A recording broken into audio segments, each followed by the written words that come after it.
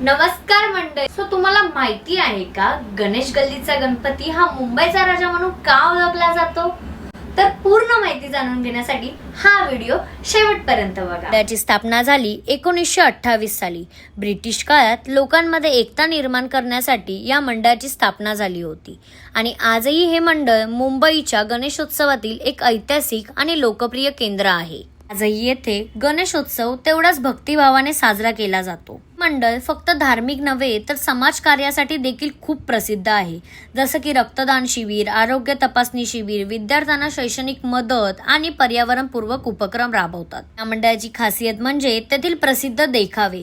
दरवर्षी राजस्थानी हवेली, दुर्गा मंदिर, राम मंदिर, उज्जैन किंवा दक्षिण भारतातील शिल्पकला यांसारखे भव्य देखावे तेथे तयार केले जातात. आपल्या मुंबईच्या राजाची मूर्ती ही अतिशय सुंदर, डौलदार व पारंपरिक असते आणि मूर्तीची उंची ही तब्बल 22 फूट असते.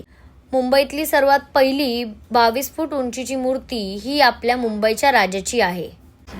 तर ही होती आपल्या मुंबईच्या राजाची थोडक्यात माहिती. जर व्हिडिओ आवडला असेल तर व्हिडिओला लाईक करा आणि चॅनलला फॉलो करायला विसरू नका.